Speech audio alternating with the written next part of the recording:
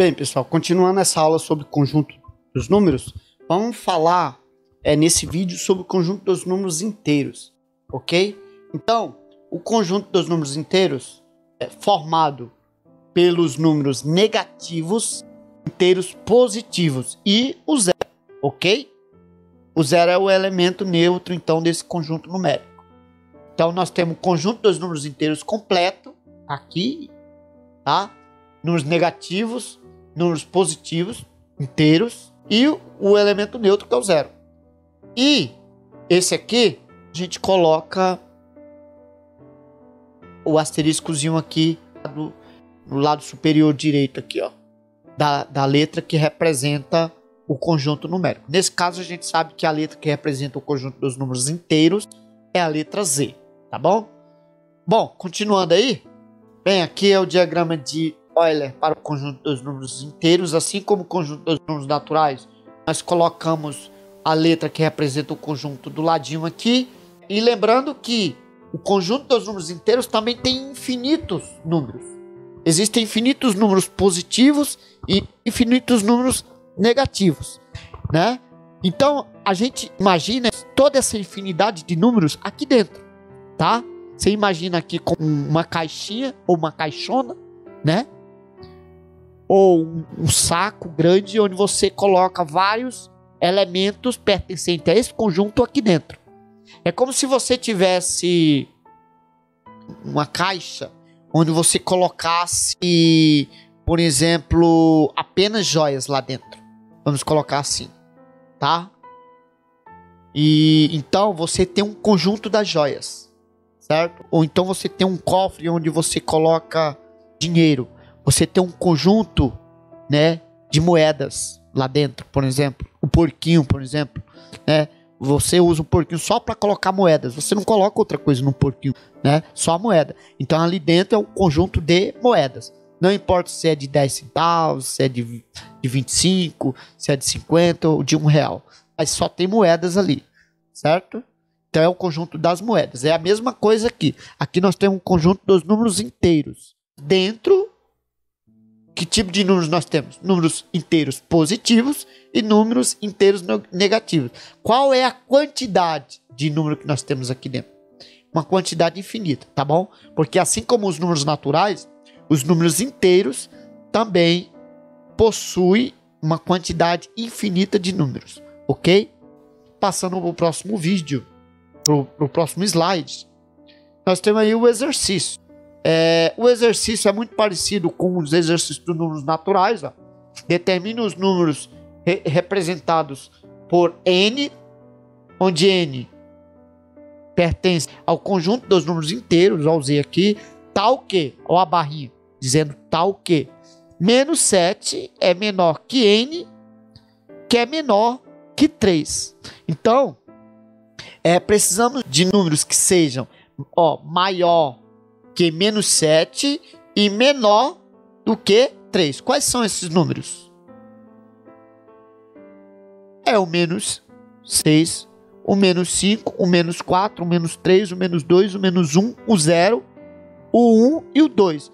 Por que não o menos 7? Por causa que aqui nós não temos menor ou igual. Temos menor. O menos 7 tem que ser menor do que qualquer um desses números.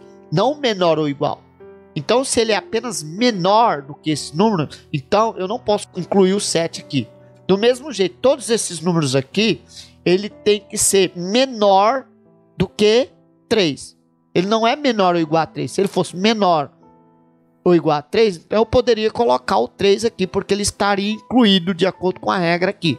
Menor ou igual, né? Se é igual, poderia estar colocando aqui. Mas ele não é igual, ele é menor. Então eu só posso ir até o 2.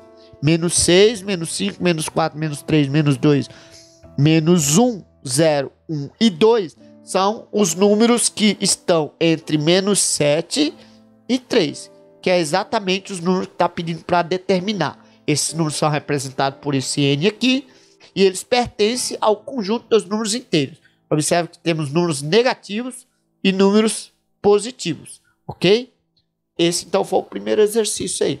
O segundo exercício pede para determinar uma certa quantidade de número n, onde esse n também pertence ao conjunto dos números inteiros, né? Pertence a z, tal que, ó, o símbolo da barrinha que representa tal que menos 8 é menor do que n. Esse n aqui é para ser esse minúsculo aqui, ó. Não é o natural não, tá? É esse n aqui, é porque na hora de digitar deu um maiúsculo aqui, não sei porquê, mas ficou maiúsculo. Mas é esse minúsculo aqui. Então, menos 8 é menor do que esses números n aqui, que é menor ou igual a 1.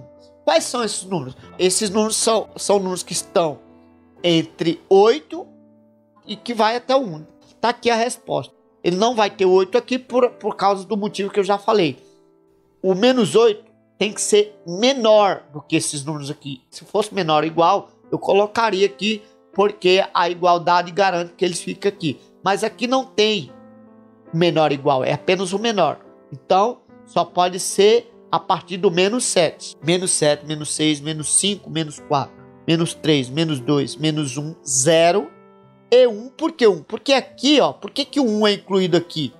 Porque aqui é menor ou igual. Menor ou igual garante que o 1 faça parte desse n aqui, tá bom? Agora, se for só menor do que o 1, o 1 não poderia estar aqui, porque os números que estariam aqui teria que ser menor do que 1. Então, 1 não poderia estar aqui. Mas como a sentença diz que é menor ou igual, então garante que o 1 também esteja aqui, junto com esses números, né, representado por esse n minúsculo aqui, que é o menos 7, menos 6, menos 5, menos 4, menos 3, menos 2, menos 1, 0 e 1, ok? Agora você deve estar confuso o seguinte, mas o 7 não é menor que o 8? É o seguinte, se fosse do lado positivo, o que iria acontecer? O 8 a gente sabe que é maior do que o 7, né? Ou seja, o 7 ele é um número menor do que o 8. E o 8, por sua vez, é menor do que o 9. Do lado negativo acontece o contrário, tá? Porque à medida que o número vai ficando negativo, ele é maior do ponto de vista do número, mas o sinal o torna menor. Então, no sentido negativo, o menos 8 é menor do que o menos 7. O menos 7 é maior. Por que ele é maior? Porque ele está mais positivo. Ele fica mais para o lado positivo. Então, quanto mais para o lado positivo os números estiverem, maior eles serão. Quanto mais para o lado negativo os números estiverem, menor eles serão. Então, o menos 7 é maior do que o menos 8. E o menos 8 é menor do que o menos 7. Que, por sua vez, é menor do que o menos 6. Por que o menos 7 é menor do que o menos 6? Porque ele está cada vez mais para o lado negativo. Ele está para o lado negativo, enquanto que o menos 6 está mais próximo do positivo. Então, por isso que o menos 7 é menor do que o menos 6. E o menos 6 é menor do que o menos 5. O menos 5 é menor do que o menos 4, que é menor que o menos 3, que é menor do que o menos 2, que é menor do que o menos 1, que é menor que o 0. E o 0 é menor que 1, e o 1 é menor que o 2. Observe que o número ele é maior quanto mais positivo ele estiver. Quanto mais à direita ele está, mais positivo ele fica, ok? Maior ele é em relação ao que está à esquerda. Então, para você saber se um número é maior que o outro, basta ver se ele está mais à direita ou mais à esquerda, ok? Bom, a distribuição do conjunto dos números na reta numérica. A partir de agora, eu vou chamar a reta numérica de reta real. Por que reta real? Vocês lembram que lá no segundo slide, a gente tinha um diagrama de Van Euler e tinha lá o primeiro bloco dos números naturais, o segundo bloco que eram os números inteiros, o terceiro ciclo, ou terceiro bloco, que era o conjunto dos números racionais, e o último era o conjunto dos números reais. E eu falei para vocês que o conjunto dos números reais, ou melhor, que todos os conjuntos anteriores, né, esse que a gente está falando agora, ele pertence na realidade ao conjunto dos números reais, né? Ou seja, esses números todos que a gente está falando, o conjunto dos números naturais, os inteiros, eles na realidade pertencem a um conjunto maior, que é aquele conjuntão que a gente viu lá no segundo slide, chamado de conjunto dos números reais. Então, se todos os números que a gente conhece pertencem ao conjunto dos números reais, então, quando a gente representa todos os números reais em uma reta numérica, a gente dá o nome dessa reta numérica de reta real. E é o que acontece aqui. Aqui eu não estou representando todos os números, mas eu estou representando os números inteiros, positivos e negativos, né? Que dá uma boa ideia do conjunto dos números reais, né? Por quê? Porque o conjunto dos números inteiros, ele se distribui desde o infinito negativo, né, até o infinito positivo, passando pelo elemento neutro e continua no sentido positivo e vai até o infinito. Então nós temos números inteiros negativos e na mesma quantidade temos números positivos, né, inteiros aqui também. Formando o quê? Formando a estrutura que a gente chama de reta real. A reta real é exatamente a reta que vai do infinito negativo até o infinito positivo. É claro que aqui nós estamos representando apenas os números inteiros. Os números fracionários não estão aqui, né, que pertencem ao conjunto dos números racionais. Eles não estão aqui, mas aqui a gente já tem uma ideia de toda a extensão do conjunto dos números reais, ok?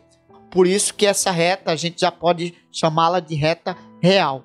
Aqui a gente pode representar todos os números reais que existem, certo? Bem, pessoal, então essa foi a aula sobre o conjunto dos números inteiros e espero que vocês tenham gostado. Fiquem atentos aí para o próximo vídeo, tá? Que vai tratar agora do terceiro bloco do conjunto dos números, que é o conjunto dos números racionais. Muito importante. E agora, no próximo vídeo, a gente vai começar a visualizar como que essas estruturas elas se distribuem hierarquicamente. Então a gente vai começar a juntar e vai observar que o conjunto dos números naturais é o primeiro bloco, né? O segundo bloco de fato é o conjunto dos números inteiros e o racional, né, é o terceiro bloco. E a gente vai ver que o conjunto dos números naturais e o conjunto dos números inteiros pertence ao conjunto dos números racionais.